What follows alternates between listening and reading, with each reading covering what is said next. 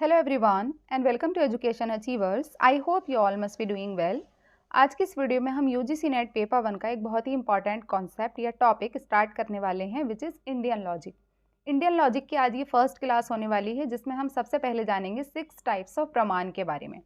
6 types of प्रमाण जिसमें कि आता है प्रत्यक्ष प्रमाण जिसको इंग्लिश में कहा जाता है परसेप्शन। सेकेंड इज अनुमान जिसको हम कहते हैं इन्फ्रेंस। उपमान यानी कंपेरिजन। शब्द यानी वर्बल टेस्टिमनी। अर्थपति एंड अनुपलब्धि। परसेप्शन या प्रत्यक्ष प्रमाण के बारे में हम जानेंगे कि परसेप्शन क्या होता है, लौकिक परसेप्शन क्या होता है, अलौकिक परसेप्शन क्या होता है, निर्विकल्प परसेप्शन क्या होता है, सविकल्प परसेप्शन क्या होता है, ये सारी चीज़ें हम समझेंगे। अनुमान में हम जानेंगे स्वार्थ अनुमान क्या होता है, परार्थ अनुमान क्या होता है, सामान्य तो दर्शता क्या होता है, ये सारी चीज़ें हम जानेंगे। उसके बाद हम उपमान, शब्द, अर्थपति, अनुपलब्धि इन सबको भी 1 बाय 1 कवर करेंगे।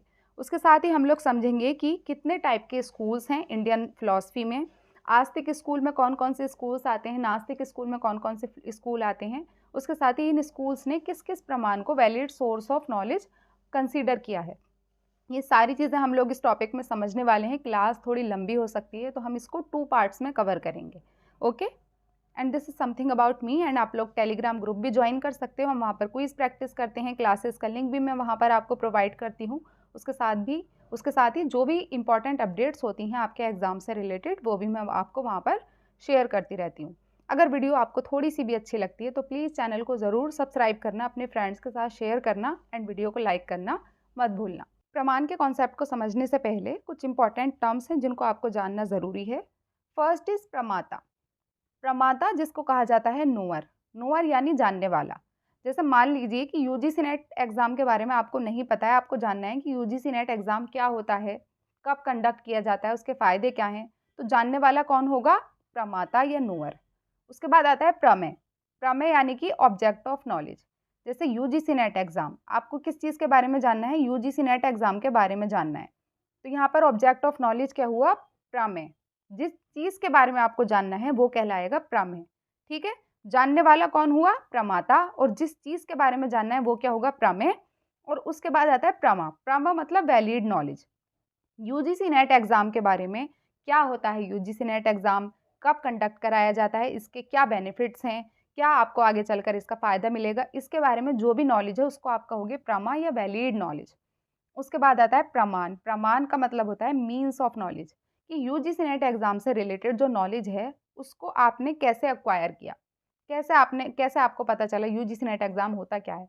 आपने देखकर आपको पता चला, आपने वीडियोज़ देखी यूट्यूब पर तो आपको पता चला यूजीसी नेट एग्ज़ाम क्या होता है, या फिर आपके किसी फ्रेंड ने आपको बताया यानी आपने सुनकर जाना कि यूजीसी नेट एग्ज़ाम क्या होता है, या फिर आपने किसी बुक में पढ़ा कि यूजीसी नेट एग्ज़ाम क्या होता है। किस सेंस के थ्रू या किस माध्यम के थ्रू आपने ज्ञान प्राप्त किया वो कहलाता है प्रमाण, जिसको आज की इस वीडियो में हम लोग समझने वाले हैं। And last one is pramiti. प्रमिति का मतलब होता है नॉलेज अचीव्ड थ्रू प्रमाण। प्रमाण की हेल्प से जो आप नॉलेज अचीव कर लेते हो उसको हम कहते हैं प्रमिति। तो प्रमाता कौन हुआ? ज्ञान को प्राप्त करने वाला। ऑब्जेक्ट ऑफ नॉलेज क्या हुआ? जिस चीज़ के बारे में आपको ज्ञान प्राप्त करना है। वैलिड नॉलेज, जिस भी चीज़ के बारे में आपको जानना है उससे रिलेटेड जो भी ज़रूरी जानकारी है, जो नॉलेज है वो कहलाएगा प्रमा। प्रमाण होगा किस माध्यम से आपने उस ज्ञान को प्राप्त किया, और प्रमाण की हेल्प से जो आप नॉलेज अचीव कर लेते हो वो कहलाता है प्रमिति। अब हम समझेंगे कि प्रमाण होता क्या है। व्हाट इज प्रमाण? प्रमाण लिटरली मीन्स प्रूफ और मीन्स ऑफ वैलिड नॉलेज। प्रमाण को कह सकते हो आप वैलिड नॉलेज भी कह सकते हो, मीन्स ऑफ वैलिड नॉलेज भी कह सकते हो, प्रूफ भी कह सकते हो। प्रमाण बेसिकली होता क्या है? प्रमाण होता है ज्ञान को एक्वायर करने या अचीव करने के जो माध्यम हैं। जैसे कि आप अपनी रियल लाइफ में देखते हो कि बचपन से लेकर आज तक आपको ज्ञान कैसे प्राप्त हुआ। कुछ चीज़ें आपके पेरेंट्स आपको बताते हैं। सबसे पहले बच्चा छोटा होता है, उसके पेरेंट्स उसको बताते हैं बेटा कि झूठ नहीं बोलना चाहिए, चोरी नहीं करनी चाहिए, अपने टीचर्स की रेस्पेक्ट करनी चाहिए। तो ज्ञान आपको कौन दे रहा है? आपके पेरेंट्स। उसके बाद टीचर्स आपको बताते हैं, उसके बाद आपके जो फ्रेंड्स हैं वो आपको कुछ चीज़ें बताते हैं। ठीक है, उसके बाद आप यूट्यूब यूज़ करते हो, इंस्टाग्राम चलाते हो, फेसबुक चलाते हो, वहाँ से आपको नॉलेज मिलती है। ठीक है, दूसरों के एक्सपीरियंस से आप सीखते हो। तो ये सब क्या है? ज्ञान को प्राप्त करने के माध्यम हैं, मीन्स ऑफ वैलिड नॉलेज। उसी चीज़ के इसीलिए प्रमाण के अलग अलग टाइप्स होते हैं जिसको हम आगे समझेंगे। फोकस क्या होता है प्रमाण का? प्रमाण का फोकस होता है कि करेक्ट नॉलेज को कैसे हम एक्वायर कर सकते हैं, कैसे कोई भी इंसान चीज़ों को समझता है, जानता है, ज्ञान को प्राप्त करता है। These are means through knowledge is acquired. प्रमाण मीन्स हैं, माध्यम हैं जिसकी मदद से ज्ञान को अर्जित किया जाता है, ज्ञान को एक्वायर किया जाता है। The pramana are not only relevant in philosophy and logic but also have practical application in everyday life. जैसे मैंने आपको एग्जाम्पल दिया कि एवरीडे लाइफ से कनेक्ट करके अगर आप इंडियन लॉजिक को समझोगे तो आपके लिए ये टॉपिक बहुत ईजी हो जाएगा। ठीक है, तो मल्टीपल एग्जाम्पल्स की हेल्प से हम लोग इस पूरे इंडियन लॉजिक को समझने वाले हैं। प्रमाण यानी कि ज्ञान को प्राप्त करने के लिए किस किस माध्यम का आप यूज़ कर सकते हो, वो सब क्या कहलाता है? प्रमाण, जिसको आप वैलिड नॉलेज भी कहते हो, मीन्स ऑफ वैलिड नॉलेज भी कहते हो, प्रूफ भी कहते हो। ठीक है, अब इसके जो टाइप्स हैं उसको हम देखेंगे। टाइप्स होते हैं 6, जिसमें सबसे पहला आता है प्रत्यक्ष, जिसको कहा जाता है परसेप्शन। सेकेंड वन इज अनुमान यानी इनफ्रेंस, उपमान कंपेरिजन, शब्द वर्बल टेस्टिमनी, अर्थपति यानी इम्प्लीकेशन, अनुपलब्धि यानी नॉन एप्रीहेंशन। प्रत्यक्ष, अनुमान, उपमान एंड शब्द, इसको वैलिड सोर्स ऑफ नॉलेज माना गया है न्याय फिलॉसफी में। न्याय फिलॉसफी के अकॉर्डिंग इन 4 टाइप्स के प्रमाण को वैलिड सोर्स ऑफ नॉलेज माना जाता है। न्याय फिलॉसफी ऐसा मानती है कि सिर्फ और सिर्फ ये 4 जो टाइप्स हैं यही सही नॉलेज को प्राप्त करने का माध्यम है। इसके अलावा जो अर्थपति और अनुपलब्धि हैं ये इनवैलिड सोर्स ऑफ नॉलेज हैं अकॉर्डिंग टू न्याय फिलॉसफी। अब सबसे पहले हम जानेंगे प्रत्यक्ष प्रमाण के बारे में। Whatever we feel our from our senses. इस लाइन से आप लोग इस पूरे प्रत्यक्ष को समझ सकते हो कि हमारे जो सेंसेस होते हैं, कितने सेंसेस होते हैं? 5 होते हैं। सेंसेस यानी कि ज्ञानेंद्रियाँ, 5 ज्ञानेंद्रियाँ होती हैं। तो उनकी हेल्प से जब हम ज्ञान प्राप्त करते हैं, नॉलेज एक्वायर करते हैं, वो सब किसकी कैटेगरी में आता है? प्रत्यक्ष। प्रत्यक्ष यानी कि आप डायरेक्ट खुद से अपने सेंसेस के थ्रू जब आप नॉलेज एक्वायर करते हो, देखकर, सुनकर, सूंघकर, टच करके, स्मेल करके, ये सब क्या होगा? प्रत्यक्ष रूप से आपने ज्ञान प्राप्त किया। प्रमाण, perception is first valid mean by which human beings gain accurate true knowledge. यानी प्रत्यक्ष को क्या कहा जाता है? प्रमाण नहीं, यहाँ पर प्रत्यक्ष आएगा। प्रत्यक्ष को ही हम कहते हैं परसेप्शन। ठीक है, तो परसेप्शन या फिर प्रत्यक्ष प्रमाण का मतलब है जो हम अपने सेंसेस के थ्रू नॉलेज गेन कर रहे हैं, एक्वायर कर रहे हैं, उसको हम क्या कहेंगे? प्रत्यक्ष प्रमाण। ठीक है, और इसी को कहा जाता है first valid means of knowledge. यानी ज्ञान प्राप्त करने का जो सबसे पहला माध्यम है वो है हमारा प्रत्यक्ष या फिर परसेप्शन। प्रत्यक्ष इज डायरेक्ट परसेप्शन और सेंसरी एक्सपीरियंस। वही चीज़ कि हम अपने 5 सेंसेस के थ्रू जो नॉलेज एक्वायर करते हैं उसको ही हम कहते हैं प्रत्यक्ष प्रमाण या फिर perception. It is the most fundamental pramana as it is basis for all other forms of knowledge. ये सबसे first valid means of knowledge माना जाता है क्योंकि बाकी के जितने भी प्रमाण हैं वो इसके बाद आते हैं। जैसे कि प्रत्यक्ष रूप से आप पहले किसी चीज़ को देखोगे, बाद में ही तो आप कंपेयर करोगे, अनुमान लगाओगे, वो सारी चीज़ें आएंगी बाद में। इसीलिए इसको कहा जाता है first valid means of knowledge. We acquire knowledge of the external world through our senses, sense organs such as eyes, ears, nose, tongue, skin. ये क्या होते हैं? हमारी 5 ज्ञानेंद्रियाँ। ठीक है, eyes, ears, nose, tongue, skin, ये 5 ज्ञानेंद्रियाँ हैं जिनकी हेल्प से हम जब ज्ञान प्राप्त करते हैं उसको हम कहते हैं प्रत्यक्ष प्रमाण या फिर perception. I hope you understand. अब स्टेजेस ऑफ परसेप्शन की बात करते हैं तो there are 2 stages of perception. First is indeterminate and second one is determinate. Hindi में इसको कहा जाता है, इनडिटर्मिनेट को कहा जाता है निर्विकल्प और डिटर्मिनेट को कहा जाता है सविकल्प। अब इसका क्या मतलब है? निर्विकल्प, जिसका दूसरा नाम होता है इनडिटर्मिनेट, या फिर इसको नॉन डिटर्मिनेट परसेप्शन भी कहा जाता है।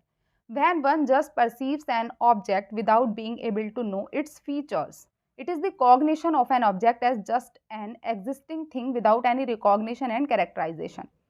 निर्विकल्प का मतलब है कि जब आप किसी चीज़ को सरसरी निगाह से देखते हो, जैसे देखो आप रोड पर खड़े हो, ठीक है, आप रोड पर खड़े हो तो वहाँ पर एक जगह पर सब्जी का ठेला खड़ा हुआ है, एक जगह रिक्शा वाला खड़ा हुआ है, एक जगह बस खड़ी है, एक जगह कार खड़ी है, तो वो सारी चीज़ें आप पूरी तरीके से एनालाइज नहीं करते हो। सरसरी निगाह से आपको पता होता है यहाँ पर ये खड़ा है, यहाँ पर ये खड़ा है। या फिर घर में आप जैसे कि रूम से बाहर निकलते हो तो बाहर, रूम के बाहर कहीं पर कोई पोट रखा है, ठीक है, फ्लावर पॉट रखा है या कुछ रखा है, तो वो आप उसको पूरी तरीके से एनालाइज नहीं करते हो, आप ऐसे ही सरसरी निगाह से देखकर निकल जाते हो कि यहाँ पर ये रखा हुआ है। तो निर्विकल्प का मतलब है कि बिना कैरेक्टराइजेशन के एंड बिना किसी फीचर पर फोकस किए आप ऐसे ही नॉर्मली अगर किसी चीज़ की सिर्फ और सिर्फ उसकी एग्जिस्टेंस आपको पता चल जाती है, सरसरी निगाह से आप किसी चीज़ को देख लेते हो, वहाँ पर कोई एनालिसिस नहीं करते हो, डिस्क्रिमिनेट नहीं करते हो, एसिमिलेशन नहीं करते हो, पूरी तरीके से कॉग्निशन का यूज़ नहीं करते हो आप उन चीज़ों को देखने में और समझने में, तो वो कहलाता है निर्विकल्प, यानी कि सरसरी निगाह से किसी चीज़ को देख लेना। जब कोई किसी वस्तु की विशेषताओं को जाने बिना उसे सिर्फ देखता है, ये किसी वस्तु की बिना किसी पहचान और लक्षण वर्णन के केवल एक विद्यमान यानी कि एग्जिस्टिंग थिंग के रूप में अनुभूति है। इसमें विश्लेषण भी नहीं करते हो आप, भेदभाव भी नहीं करते हो और एसिमिलेशन भी नहीं करते हो, उसको हम कहते हैं निर्विकल्प। उसके बाद आता है सविकल्प। सविकल्प का दूसरा नाम होता है डिटर्मिनेट या फिर कॉन्सेप्चुअल परसेप्शन। ये निर्विकल्प का सीधा उल्टा होता है। When a specific understanding is gained through combining senses, it is the cognition of an object as possessed of some character. जब आप किसी चीज़ को पूरा अच्छे से देखते हो, एनालाइज करते हो, एसिमुलेट करते हो, डिस्क्रिमिनेट करते हो, जैसे कि पहले क्या था, आप रोड पर खड़े थे, आपके बराबर में एक सब्जी का ठेला खड़ा था, एक फ्रूट्स का ठेला खड़ा था, एक रिक्शे वाला खड़ा था, एक कार वाला खड़ा था। वहाँ पर आपने सरसरी निगाह से देख लिया, आपको वहाँ पर कुछ एनालाइज डिस्क्रिमिनेशन नहीं किया। लेकिन अगर आपको उसी ठेले से अगर सब्जियाँ खरीदनी है मान लीजिए, या फ्रूट्स खरीदने हैं, तो आप पूरी तरीके से उसको एनालाइज भी करोगे, कौन सी ताज़ा हैं सब्जियाँ, कौन सी अच्छी हैं, कौन सी ख़राब हैं, ठीक है, या फ्रूट्स कौन से ताज़ा हैं, पूरी तरीके से डिस्क्रिमिनेट भी करोगे, एसिमुलेशन करोगे, सब कुछ करोगे, पूरे कॉग्निशन का आप वहाँ पर यूज़ करोगे। तो जब आप पूरा कैरेक्टरिस्टिक्स देखकर पूरे कॉग्निशन का यूज़ करके एनालिसिस करते हो, डिस्क्रिमिनेशन करते हो, एसिमुलेशन करते हो, उस चीज़ को कहा जाता है सविकल्प परसेप्शन, ठीक है।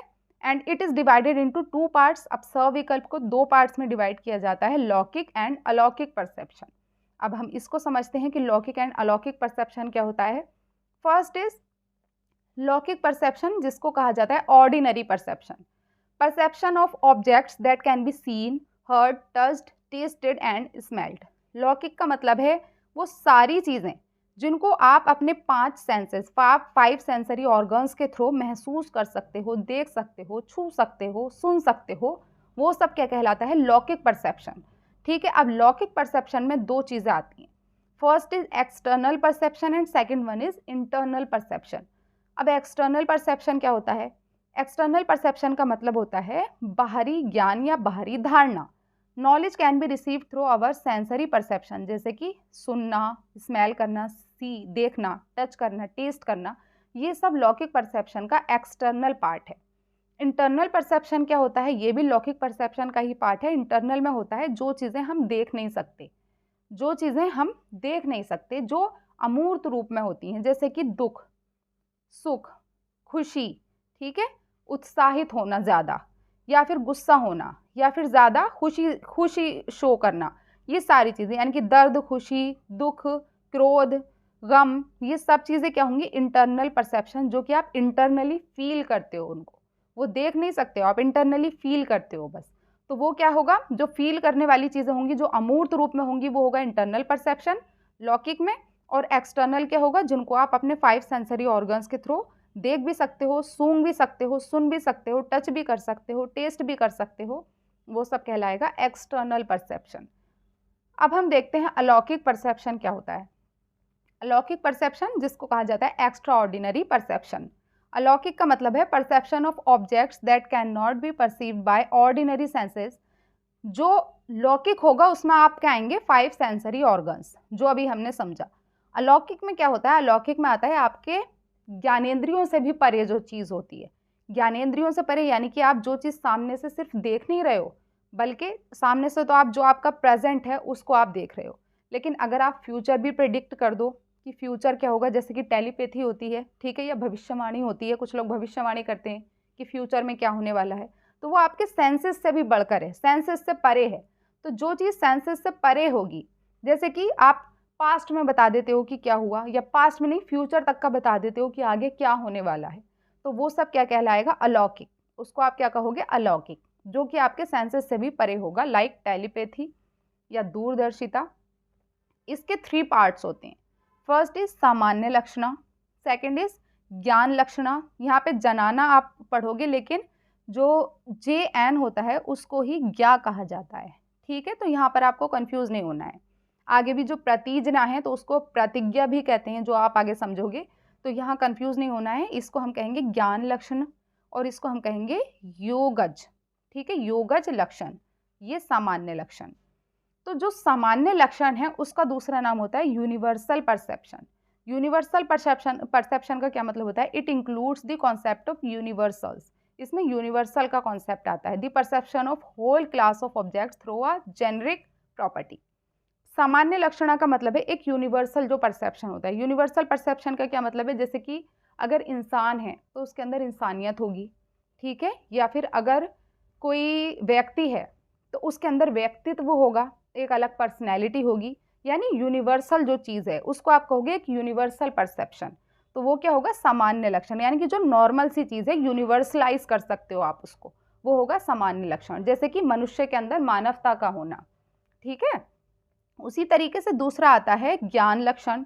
ज्ञान लक्षण का क्या मतलब है? Perception of an object which is in contact with sense through previous knowledge or itself. It refers to a situation in which many senses are activated simultaneously. यहाँ पर लिखा हुआ है many senses और क्या लिखा हुआ है? previous knowledge.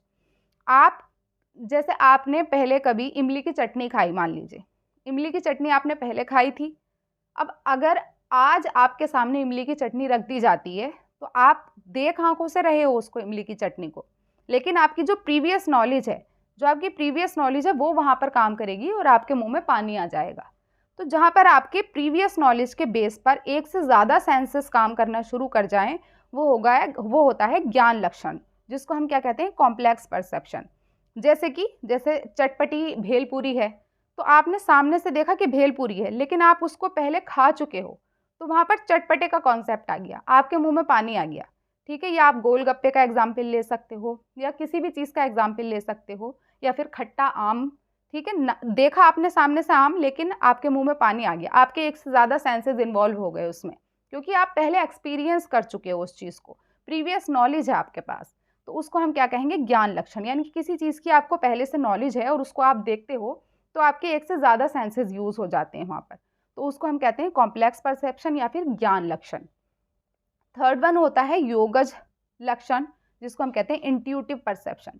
योगज में क्या आता है? जो फ्यूचर, जैसे कि फ्यूचर को प्रेडिक्ट कर देते हैं लोग, जैसे ये मैंने बताया आपको टेलीपैथी, यानी जो लोग पास्ट के बारे में भी बता सकते हैं कि आज से 100 साल पहले क्या हुआ था, या फिर आज से 100 साल बाद क्या होगा, जो कि अंतर्दृष्टि होती है उनके अंदर, ठीक है, जो मतलब सेंसेस से परे, सेंसेस से ऊपर बढ़ के जो काम होता है, जैसे टेलीपैथी, फ्यूचर को प्रेडिक्ट कर देते हैं, आपकी भविष्यवाणी बता देते हैं, तो वो क्या होता है? योगज लक्षण। और ये तीनों चीज़ें किस चीज़ का पार्ट होती हैं? अलौकिक, लौकिक यानी संसार, और अलौकिक यानी कि असंसारिक या संसार से भी परे, एक्स्ट्रा ऑर्डिनरी परसेप्शन। ये तीनों किसका पार्ट होगा? अलौकिक परसेप्शन का। अब हम आते हैं अनुमान पर। अनुमान जिसको कहा जाता है इनडायरेक्ट सोर्स ऑफ नॉलेज, वो क्या था? First valid means of knowledge. Perception क्या होता है? हमारा सबसे पहला मीन्स ऑफ नॉलेज, और इसको हम क्या कहेंगे? Indirect source of knowledge. Indirect source of knowledge क्यों कहेंगे, अभी समझेंगे। द टर्म अनुमान लिटरली मीन्स आफ्टर नॉलेज। इसको आफ्टर नॉलेज क्यों कहते हैं? क्योंकि जब आप अपने इंद्रियों से, अपनी ज्ञानेंद्रियों से, अपने 5 सेंसेस के थ्रू किसी चीज़ को देख लेते हो, उस चीज़ को देखने के बाद जब आप उससे रिलेटेड कोई अनुमान लगाते हो, तो बाद में ही तो हुआ, तो ये परसेप्शन के बाद में आता है। यानी आपने सामने से अपने सेंसेस से कोई नॉलेज अचीव कर ली, उसके बाद जब आप अनुमान लगाते हो, इसीलिए इसको कहा जाता है after knowledge. The knowledge that follows other knowledge. एक ज्ञान प्राप्त करने के बाद आप दूसरे ज्ञान को प्राप्त करने की कोशिश कर रहे हो अनुमान के थ्रू, तो वो क्या कहलाता है? Indirect source of knowledge. In it cause and effect relationship is found. जैसे कि अनुमान में क्या होगा कि आप टेबल पर घर से गए, ठीक है, आप रूम में थे, आपने रूम में टेबल पर की रख दी, अपनी गाड़ी की चाबी रख दी, उसके बाद आप बाहर चले गए, आप वापस आते हो रूम में और देखते हो कि टेबल पर गाड़ी की चाबी तो है ही नहीं, गाड़ी की है ही नहीं, तो आपने अपनी आंखों से देखा, ठीक है, आपने अपने सेंसेस के थ्रू देखा कि चाबी नहीं है, तो वहाँ पर क्या हुआ? परसेप्शन। और उस परसेप्शन के बेस पर, यानी फर्स्ट वैलिड नॉलेज के बेस पर आप उसके बाद अनुमान लगाते हो कि यार चाबी गई कहाँ, क्या मैंने यहीं रखा था, या कहीं मैं गाड़ी में तो नहीं छोड़ आया।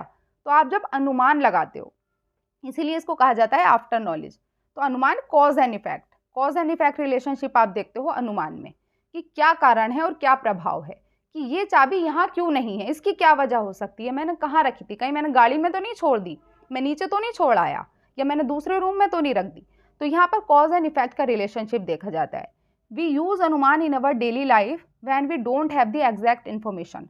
वही वाली चीज़, जब हमें एग्जैक्ट सामने से हमने कोई चीज़ देखी लेकिन हमें एग्जैक्ट इन्फॉर्मेशन नहीं है उसके बारे में, but we derive it from available information. Available information के बेस पर हम एक एग्जैक्ट इन्फॉर्मेशन तक पहुंचने की कोशिश करते हैं, तो वो क्या कहलाता है, अनुमान। जैसे कि आप अंदाजे लगाते हो, कोई चीज़ ऐसे घटित हो गई तो आप उसका अंदाज़ा लगाते हो, उसी को हम क्या कहते हैं, अनुमान। For example, if we observe smoke rising from a distant hill. देखो एक दूर पहाड़ी है, वहाँ पर स्मोक निकल रहा है, ये बहुत फेमस एग्जाम्पल है, हर बार आपको ये एग्जाम्पल देखने को मिलेगा। तो अगर आप किसी पहाड़ी से धुआं उठता हुआ देखते हो तो आप क्या इन्फर करते हो, आप क्या अनुमान लगाते हो, that there is a fire. अगर आपने किसी दूर पहाड़ी पर धुआं उठता हुआ देखा तो आप क्या अनुमान लगाओगे कि यहाँ ज़रूर फायर होगी, based on the general principle that smoke is produce by fire. आपसे पहले आपने देखा था कहीं पर आग लग रही थी और उसमें से धुआं निकल रहा था, तो आपने अपनी आंखों से देखा था, ठीक है, तो वो क्या हुआ, परसेप्शन। लेकिन अब अनुमान में क्या होगा कि आपके सामने धुआं है, लेकिन क्योंकि आप पहले उस चीज़ को देख चुके हो तो आप क्या अनुमान लगाते हो उस बेस पर कि यहाँ पर धुआं उठ रहा है तो यहाँ पर ज़रूर इस पहाड़ी पर आग लगी होगी, ठीक है, क्योंकि जहाँ पर स्मोक होता है वहीं पर आग होती है, जहाँ पर स्मोक है उसका पूरा मतलब है कि वहाँ पर ज़रूर आग लगी होगी। तो इसमें क्या, इसको हम क्या कहेंगे, अनुमान या फिर इन्फ्रेंस। आई होप आपको अच्छे से समझ आ गया होगा। अब हम देखते हैं टाइप्स ऑफ अनुमान। टाइप्स ऑफ अनुमान में सबसे पहले आता है पूर्वत, देन शेषवत एंड सामान्य तो दृश्यता। इससे बहुत बार क्वेश्चंस पूछे जाते हैं। इंडियन लॉजिक एक ऐसा यूनिट है जिसको आप बिल्कुल भी मिस नहीं कर सकते, जैसे आप स्क्वायर ऑफ अपोजिशन को मिस नहीं कर सकते एंड लॉजिकल इक्विवेलेंट का कॉन्सेप्ट आप मिस नहीं कर सकते। इससे लास्ट वाली क्लास में हमने लॉजिकल इक्विवेलेंट का कॉन्सेप्ट समझा था, उसको आप ज़रूर देख लेना, बिकॉज दिसंबर 2023 एग्जाम में लॉजिकल इक्विवेलेंट के कॉन्सेप्ट से हर शिफ्ट में एक क्वेश्चन पूछा ही गया है, तो उसको भी आप नहीं छोड़ सकते। और उसी तरीके से है इंडियन लॉजिक, ये भी एक ऐसा टॉपिक है जिसको आप, अगर आपको एग्जाम क्वालिफाई करना है तो इस टॉपिक को आप नहीं छोड़ सकते, क्योंकि इसमें बहुत सारे कॉन्सेप्ट आते हैं। सबसे पहले आता है पूर्वत अनुमान। पूर्वत अनुमान यानी प्रायर नॉलेज, इसको क्या कहते हो आप, prior knowledge. Infer effect from cause, इसको मत पढ़िए आप अभी आप ये देखिए, इस एग्जाम्पल से हम समझेंगे। पूर्वत का मतलब होता है कि किसी घटना के घटित होने से पहले आप जब उसका अंदाज़ा लगा लेते हो। जैसे कि आपने आकाश में काले घने बादल देखे तो आपने क्या अनुमान लगाया कि बारिश होगी। बादलों को देखकर आपका बारिश का अंदाज़ा लगाना क्या कहलाएगा, पूर्वत। अभी बारिश हुई नहीं है, यानी घटना घटित नहीं हुई है। किसी भी घटना के घटित होने से पहले आप अगर उसका अंदाज़ा लगा लेते हो कि ये होने वाला है, उसको आप कहोगे पूर्वत। पूर्व से याद रखोगे, पूर्व यानी कि पहले ही, पूर्व यानी पहले ही आप अनुमान लगा लेते हो, इसीलिए इसको कहा जाता है प्रायर नॉलेज। और infer effect from cause, cause क्या है कि बादल, और उसका इफेक्ट क्या होगा, बारिश। तो आप इफेक्ट को इन्फर कर देते हो कॉज को देखकर, ठीक है। तो कॉज के बेस पर, जैसे आपने बादल देखे, बादल क्या है, कारण, उस कारण का प्रभाव क्या होगा, बारिश होगी। तो कॉज के बेस पर आप जब इफेक्ट इन्फर कर देते हो उसको हम कहते हैं पूर्वत अनुमान। सेकंड होता है शेषावत या फिर शेषवत अनुमान, जिसको हम कहते हैं पोस्टीरियर नॉलेज। पोस्टीरियर नॉलेज को कैसे आप याद रखोगे कि घटना के घटित होने के बाद, ठीक है। जैसे कि अगर बाढ़ आ गई, घटना घटित हो चुकी है, बाढ़ आ चुकी है, यदि बाढ़ आती है तो आप ये अनुमान लगाते हो कि ज़रूर भारी वर्षा हुई होगी इसीलिए बाढ़ आई है, यानी घटना घटित हो चुकी है, बाढ़ आ चुकी है, घटना हो चुकी है, इफेक्ट हो चुका है ऑलरेडी। इफेक्ट होने के बाद आप उसके कॉज का अंदाज़ा लगा रहे हो, आप ये अंदाज़ा लगा रहे हो कि किस वजह से यहाँ पर बाढ़ आई है, ठीक है। तो घटना के घटित होने के बाद उसके कारण का जब आप पता लगाते हो वो कहलाता है शेषवत, यानी कि इन्फर करना कॉज को कि कारण क्या था इफेक्ट से। इफेक्ट आपके सामने है, बाढ़ आपके सामने है, उस बाढ़ के बेस पर आप उसके कॉज को जानने के लिए अंदाज़ा लगा रहे हो, अनुमान लगा रहे हो कि ज़रूर भारी बारिश हुई होगी इसीलिए यहाँ पर बाढ़ आई है, ठीक है। तो इन्फर कॉज फ्रॉम इफेक्ट क्या होगा, शेषवत अनुमान, जिसको हम कहते हैं पोस्टीरियर नॉलेज। किसी भी घटना के घटित होने के बाद आप उसके कारण का अंदाज़ा लगा रहे हो, वो होगा शेषवत अनुमान। लास्ट वन इज सामान्य तो दृष्टता। सामान्य तो दृष्टता का क्या मतलब होता है, universal knowledge, neither cause neither effect. यहाँ पर आपका कॉज एंड इफेक्ट काम कर रहा था, क्योंकि हम देखते हैं अनुमान में कॉज एंड इफेक्ट का रिलेशनशिप देखा जाता है। शेषावत में भी कॉज एंड इफेक्ट का रिलेशनशिप था, लेकिन सामान्य तो दृष्टता में कोई कॉज एंड इफेक्ट का रिलेशनशिप नहीं होता, एक यूनिवर्सल नॉलेज होती है। यूनिवर्सल नॉलेज का मतलब है कि जैसे देखो, ये तो बहुत ही फेमस एग्जाम्पल है, we see a horn animal and infer that it has cloven hooves. अगर हम एक सींग वाले जानवर को देखते हैं तो हम ये अनुमान लगाते हैं कि अगर एक सींग वाला जानवर है तो उसके खुर वाले पैर भी होंगे, ऐसा हम अंदाज़ा लगा लेते हैं। इसके बहुत सारे एग्जाम्पल हो सकते हैं यूनिवर्सल नॉलेज के, जैसे कि आप देखते हो रोज़ सुबह में ईस्ट की तरफ से सूरज निकलता है, तो हर रोज़ ये सूरज ऐसे ही निकलेगा। ये क्या है, एक यूनिवर्सल नॉलेज है कि हमेशा सूरज पूरब की दिशा से निकलता है, ये एक यूनिवर्सल नॉलेज है। और सूरज हमेशा पश्चिम की दिशा में छिपता है, ये भी एक यूनिवर्सल नॉलेज है। उसके साथ ही जैसे जैसे, इसका दूसरा एग्जाम्पल हो सकता है, जैसे जैसे बच्चा बढ़ता है वैसे ही उसकी, जैसे जैसे उम्र बढ़ती है, जैसे एज बढ़ती है, वैसे ही उसकी हाइट भी बढ़ती जाती है। वो क्या है, एक यूनिवर्सल नॉलेज, यानी दो चीज़ें आपस में कनेक्ट हैं कहीं ना कहीं। नाइदर कॉज, यहाँ पर कोई कॉज एंड इफेक्ट नहीं देखा जा रहा।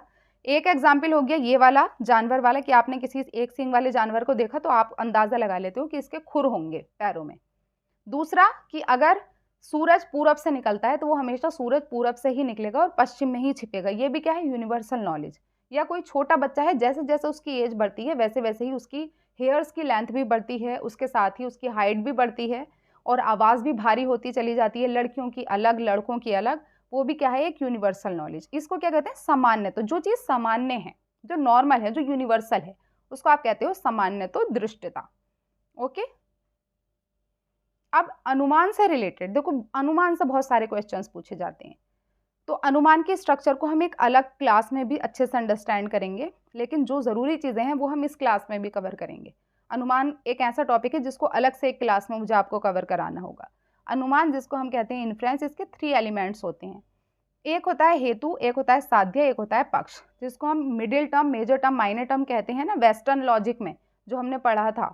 तो जैसे middle term, major term, minor term होता है ना, उसी तरीके से आपका होता है हेतु, साध्य एंड पक्ष। हेतु को हम कहते हैं रीजन।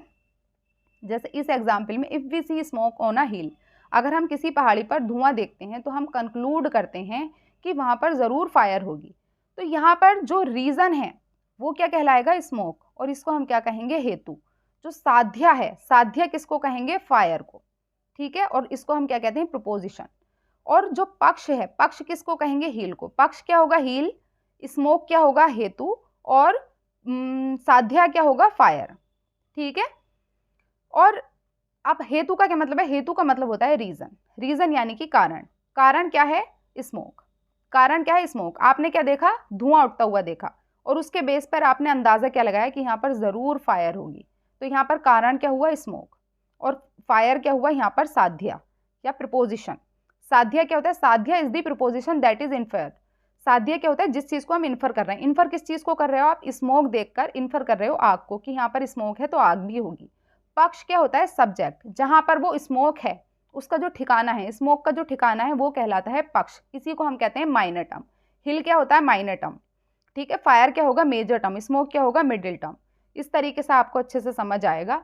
आगे मैं एक एग्जाम्पल से आपको समझाने की कोशिश करती हूँ। जैसे ये है, इससे आप अच्छे से समझ सकते हो। ये एग्जाम्पल है, if we see smoke on a hill we conclude that there must be fire, ठीक है। ये एग्जाम्पल आपको बार बार देखने मिलेगा। तो यहाँ पर जो स्मोक है, स्मोक है कारण, कॉज, ठीक है, रीजन।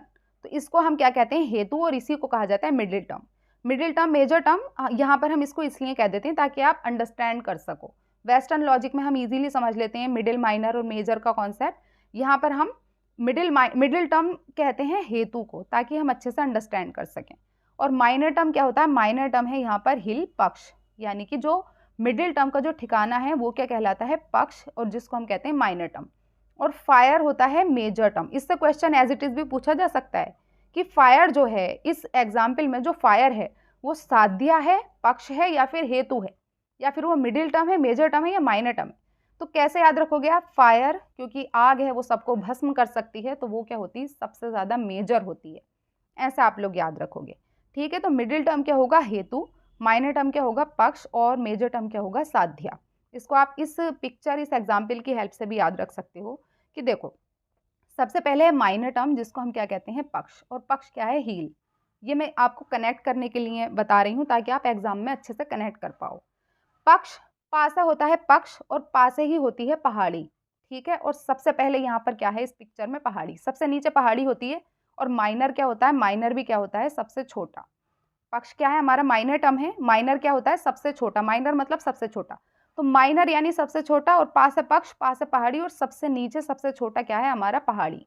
इसीलिए हम इसको कहेंगे पक्ष, यानी सबसे पहला, पा से पहाड़ी, पा से पहला, पा से पक्ष। उसके बाद क्या है, पहाड़ी के ऊपर धुआं है। तो धुआं कहाँ पर है, मिडिल में, इसीलिए धुआं जो होगा, स्मोक जो होगा, वो क्या होगा, मिडिल टर्म, क्योंकि वो मिडिल में है। उसके बाद फायर, मैंने आपको बताया, फायर जो कि अग्नि है, सबको भस्म करने की ताकत रखती है, उसको हम कहते हैं सबसे बढ़कर मेजर टर्म। और मेजर टर्म को ही कहा जाता है साध्या, वो कहाँ होगी, सबसे ऊपर, ठीक है, वो धुएं से भी ऊपर जा रही है, ऐसे याद रखना। तो ये होते हैं middle term, major term and minor term. Middle term होगा हेतु यानी स्मोक, माइनर टर्म होगा पक्ष यानी हिल, और मेजर टर्म होगा साध्य यानी कि फायर। इस एक स्लाइड से आपके बहुत सारे कॉन्सेप्ट क्लियर हो रहे हैं, तो ये आपको बहुत हेल्प करेगी एग्जाम में। अब हमने क्या समझा, हेतु, हेतु को ही हम कहते हैं रीजन, हेतु का ही दूसरा नाम होता है मिडिल टर्म। और इस एग्जाम्पल में क्या था, स्मोक, और एक और नाम आता है हेतु का, लिंगा। लिंगा भी किसको कहते हैं, रीजन को या फिर हेतु को। दूसरा हमने देखा साध्या, साध्या को हम कहते हैं मेजर टर्म, और इस एग्जाम्पल में क्या था, साध्या फायर। पक्ष क्या होता है, माइनर टर्म, पा से पहाड़, पा से पहला, पा से पक्ष यानी कि माइनर टर्म, और वहां पर क्या था, हिल। और रिलेशनशिप जो होता है हेतु और साध्य के बीच, उसी को हम कहते हैं व्याप्ति। व्याप्ति का कॉन्सेप्ट भी बहुत इंपॉर्टेंट है, आप लोग इस चैनल पर बने रहना, व्याप्ति का कॉन्सेप्ट हम समझेंगे। व्याप्ति से भी बहुत बार क्वेश्चंस पूछे जाते हैं कि क्या होता है व्याप्ति, बहुत ईजी कॉन्सेप्ट है, बहुत ही अच्छे से आपको समझ आ जाएगा। तो हम आने वाली क्लासेस में व्याप्ति का कॉन्सेप्ट भी समझेंगे। अभी आप इतना समझ लीजिए कि हेतु और साध्य के बीच जो रिलेशन होता है उसको हम कहते हैं व्याप्ति। व्याप्ति एक ऐसा रिलेशन होता है जिसको आप चेंज नहीं कर सकते, इनवेरिएबल रिलेशन, जो कि यूनिवर्सल होता है, जिसको आप चेंज नहीं कर सकते। न्याय सिलोजिज्म में अनुमान हम लोग पढ़ रहे हैं, तो अनुमान में, न्याय सिलोजिज्म में एक होता है फून, आपने बार बार सुना होगा फून। फून यानी कि PHUUN। तो न्याय सिलोजिज्म में हम इन 5 स्टेप्स को समझते हैं। अब इसका क्या मतलब है, तो आप दो कॉन्सेप्ट आप सुनते हो, एक होता है स्वार्थ अनुमान और एक होता है परार्थ अनुमान। स्वार्थ अनुमान और परार्थ अनुमान से भी क्वेश्चंस पूछे जाते हैं। तो स्वार्थ अनुमान का मतलब होता है कि जब आप खुद के लिए अनुमान लगाते हो, आपने कहीं पर स्मोक देखी, ध्यान से सुनना बात को, आपने कहीं पर स्मोक देखा, धुआं देखा, तो आपने खुद से अंदाज़ा लगाया कि यहाँ ज़रूर आग लगी होगी। वहाँ पर आपको कुछ स्टेप्स फॉलो करने की ज़रूरत नहीं है, कोई लॉजिकल वे फॉलो करने की ज़रूरत नहीं है, आप कैसे भी खुद से अनुमान लगा सकते हो।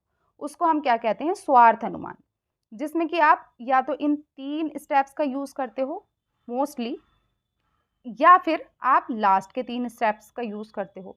लेकिन एक होता है परार्थ अनुमान। परार्थ अनुमान का मतलब होता है जब आप किसी और को कुछ बता रहे हो, अनुमान लगाकर किसी और को, किसी सामने वाले पर्सन को कुछ बता रहे हो, तो वहाँ पर आपको प्रॉपर स्टेप्स फॉलो करने होते हैं। कितने, 1 2 3 4 एंड 5 स्टेप्स को फॉलो करना होता है आपको जब आप किसी दूसरे पर्सन को कुछ बता रहे हो अनुमान लगाकर। तो सबसे पहला स्टेप होता है स्टेटमेंट। स्टेटमेंट यानी जिसको हम कहते हैं प्रतिज्ञा, नहीं प्रतिज्ञा, ये प्रतिज्ञा इंग्लिश में लिखा हुआ है लेकिन इसको हम कहते हैं प्रतिज्ञा। जैसे कि द हिल हैज़ फायर, आपने किसी को बताया कि उस पहाड़ी पर आग लगी है, तो वो पूछेगा भाई क्यों लगी है, क्या कारण है, तो आप उसको फिर कारण बताओगे। हेतु मतलब रीज़न, कारण, आप कारण बताओगे कि हिल पर आग लगी है बिकॉज इट हैज़ स्मोक, क्योंकि वहाँ पर धुआं है। अब वो कहेगा कि भाई ऐसा क्यों, एग्जाम्पल दो, ऐसा मैं कैसे मान लूँ, तो आप फिर एग्जाम्पल देते हो। एग्जाम्पल को हम कहते हैं उदाहरण। एग्जाम्पल देते हो कि what ever has smoke has fire, जहाँ पर भी, जो भी चीज़ जहाँ पर भी धुआं होता है वहाँ पर फायर होती ही है, जैसे कि किचन। आपने अब उदाहरण दिया कि जहाँ पर भी स्मोक होती है वहाँ पर फायर होती है, जैसे कि किचन, तो आपने उदाहरण देकर उसे समझाने की कोशिश की। उसके बाद उपान्या का मतलब होता है उस उदाहरण का यूज़ करना। The hill has smoke which is invariably associated with fire. आपने पहले एग्जाम्पल दिया, उदाहरण दिया, एक यूनिवर्सल एग्जाम्पल होता है ये, उदाहरण यानी यूनिवर्सल एग्जाम्पल। उपान्या का मतलब है उस उदाहरण का यूज़ करना कि the hill has smoke which is invariably associated with fire. इसीलिए जो हिल है वहाँ पर स्मोक है, क्योंकि स्मोक जो है वो पूरी तरीके से एसोसिएटेड है फायर की तरह, क्योंकि जहाँ पर भी धुआं होता है वहाँ पर एज्यूम किया जाता है कि वहाँ पर फायर है, because smoke is associated with fire. तो वो क्या कहलाएगा, रीअफर्मेशन, आपने रीअफर्म किया उसे उदाहरण की हेल्प से। लास्ट में आप कंक्लूजन दोगे, निगमन, जिसको क्या कहते हैं, कंक्लूजन या फिर निष्कर्ष। इसीलिए हिल पर क्या है, फायर है।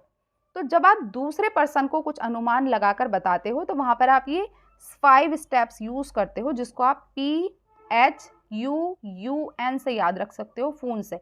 अब यू में आप कंफ्यूज हो सकते हो, तो ध्यान रखना जो बीच वाला यू है उसको आप हमेशा यूनिवर्सल एग्जाम्पल मानोगे, उदाहरण, उदाहरण, उसके बाद उपान्या, देन निगमना। तो आप ऐसे फोन की हेल्प से इन 5 स्टेप्स को याद रख सकते हो सीक्वेंस से।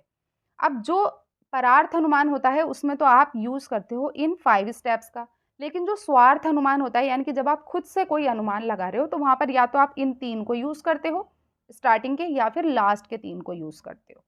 ठीक है, अब देखो, न्याय syllogism is deductive, inductive and formal material. न्याय सिलोजिज्म से रिलेटेड ये क्वेश्चन 2-3 बार पूछा गया है, जैसे कि मैंने देखा है कि न्याय जो सिलोजिज्म है वो इंडक्टिव होता है या डिडक्टिव होता है, या फिर इंडक्टिव डिडक्टिव होता है, या डिडक्टिव इंडक्टिव होता है। ऐसे आपको ऑप्शन देखने को मिलेंगे। तो न्याय जो सिलोजिज्म है वो होता है डिडक्टिव इंडक्टिव। क्यों होता है डिडक्टिव इंडक्टिव, इसको हम देखते हैं। देखो, सबसे पहले तो अगर आप इन 3 स्टेटमेंट को यूज कर रहे हो, तो यहाँ पर the hill has fire because it has smoke और वट एवर हैज़ स्मोक, यहाँ पर आप स्टेटमेंट से एग्जाम्पल की तरफ जा रहे हो। ठीक है, जब हम रूल से एग्जाम्पल की तरफ जाते हैं तो वो क्या होता है, डिडक्टिव। और उसके बाद इन 3 को अगर आप देखोगे तो यहाँ पर आप जा रहे हो एग्जाम्पल से रूल की तरफ। ठीक है, कंक्लूजन में भी क्या है, द हिल हैज़ फायर, तो यहाँ पर क्या है, एग्जाम्पल से रूल की तरफ जा रहे हो। तो ऊपर वाला क्या हुआ, डिडक्टिव, और नीचे वाला क्या हुआ, इंडक्टिव। तो इसीलिए इसको क्या कहा जाता है, डिडक्टिव इंडक्टिव। और ये होता है फॉर्मल मटेरियल, क्योंकि हम यहाँ पर मटेरियलिस्टिक चीज़ों की बात कर रहे हैं, स्मोक, फायर, हिल, तो ये सब क्या है, मटेरियलिस्टिक चीज़ें हैं, तो इसीलिए ये क्या होता है, फॉर्मल मटेरियल। उसके बाद है न्याय syllogism also recognises the fact that verbal form is not the essence of inference. ये स्टेटमेंट में कई बार क्वेश्चन पूछा जाता है कि न्याय सिलोजिज्म में कहा गया है कि verbal form is not the essence of inference and is required only to convince others. Nyaya syllogism जो है ये इस चीज़ को भी रिकॉग्नाइज करता है, इस फैक्ट को भी रिकॉग्नाइज करता है कि जो वर्बल फॉर्म है वो इसेंस नहीं है, वो सार नहीं है अनुमान लगाने का, कि आप वर्बली ही अनुमान लगाओगे, बल्कि आप नॉन वर्बली खुद से भी, इंटरनली भी खुद से, जिसको हम क्या कहते हैं, स्वार्थ अनुमान, आप खुद से भी अनुमान लगा सकते हो जहाँ पर वर्ड्स की कोई ज़रूरत नहीं है। तो इसीलिए वर्बल फॉर्म ज़्यादा ज़रूरी नहीं है, सार नहीं है किसी भी अनुमान को लगाने का, आप नॉन वर्बली खुद से भी अनुमान लगा सकते हो। ठीक है, तो इस चीज़ को भी आप ध्यान रखना। अब हम इससे रिलेटेड कुछ क्वेश्चंस देखते हैं, ताकि आपको अच्छे से समझ आ जाए कि किस टाइप से क्वेश्चंस पूछे जा सकते हैं। ये स्टेटमेंट बेस्ड क्वेश्चन है। इन स्वार्थ अनुमान, इन्फ्रेंस फॉर वन सेल्फ, स्वार्थ अनुमान यानी कि जब आप खुद के लिए अनुमान लगाते हो। We do not require a formal statement of the different members of inference according to Nyaya view of inference. क्या ऐसा होता है कि स्वार्थ अनुमान में we do not require a formal statement, किसी फॉर्मल स्टेटमेंट की जरूरत नहीं होती of the different members of inference according to Nyaya view of inference. Second statement कहता है स्वार्थ अनुमान इज अ साइकोलॉजिकल प्रोसेस, कि जो स्वार्थ अनुमान है वो एक साइकोलॉजिकल प्रोसेस है या फिर वो मनोवैज्ञानिक प्रक्रिया है। तो दोनों स्टेटमेंट को आपको इंग्लिश और हिंदी में ध्यान से पढ़ना है। स्वार्थ अनुमान यानी स्वयं के लिए अनुमान में हमें अनुमान के न्याय दृष्टिकोण के अनुसार अनुमान के विभिन्न सदस्यों के औपचारिक बयान की आवश्यकता नहीं है। क्या ऐसा होता है कि जब आप स्वार्थ अनुमान को यूज करते हो तो आपको पूरे स्टेप्स को फॉलो करने की जरूरत नहीं है।